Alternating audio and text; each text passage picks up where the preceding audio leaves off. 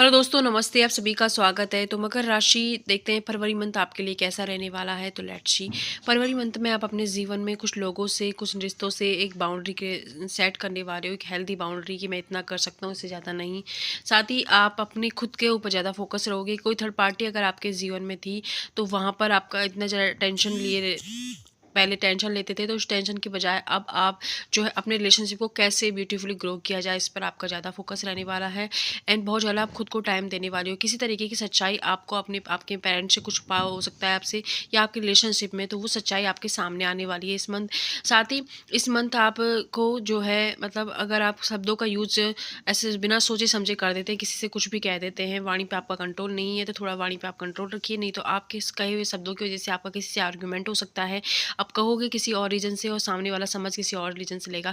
इसलिए सोच समझ के आपको बोलने की हिदायत इस मंथ दी जा रही है यूनिवर्स के द्वारा। साथ ही कोई सिचुएशन जहाँ स्टक हो गई थी या कोई ख़त्म हो गई थी, वो सिचुएशन आपके जीवन में इस मंथ दोबारा से रिबर्थ हो रही है, लेकिन अब वो चीज़ आपको चाहिए नहीं। या कोई रिश्ता हो सकता है, कोई जॉब हो सकती है, लेकिन वो अब चाहिए नहीं आपको, लेकिन वो इसीलिए आपके जीवन में दोबारा से रिबर्थ हो रही है। तो ये शायद यूनिवर्स का एक टेस्ट लेने का प्लान भी आपका हो सकता है, क्योंकि आपने एक हेल्दी बाउंड्री क्रिएट कर ली है और तभी वो इंसान, वो सिचुएशन आपके जीवन में दोबारा से आना चाह रहे हैं।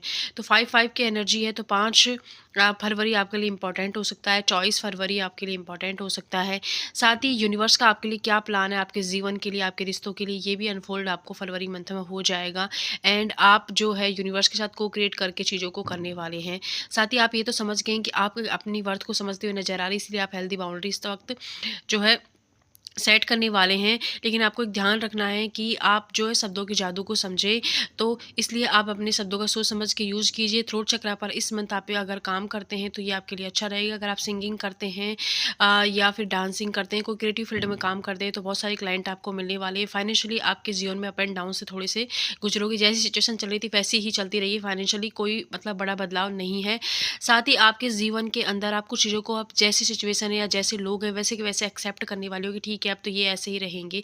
ये पहले अगर आप उस चीज़ से लड़ रहे थे, जूझ रहे थे, तो आप उसे पूरी तरीके से वैसे के वैसे एक्सेप्ट कर लोगे।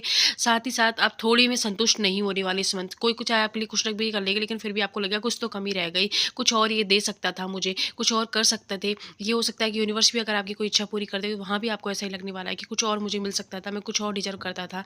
तो ये चीज़ आपके अंदर बहुत ज़्यादा रहने वाली है। अगर आप शादी के लिए रिश्ता देख रहे हैं, तो इस मंथ जो है आपके लिए शादी का रिश्ता आ सकता है, लेकिन फिक्स नहीं होगा, क्योंकि अगेन वो वहाँ आपको कुछ और चाहिए होगा, इसलिए वो मतलब हदर-जूल में लटक जाएगा, आधा-अधूरा सा रह जाएगा।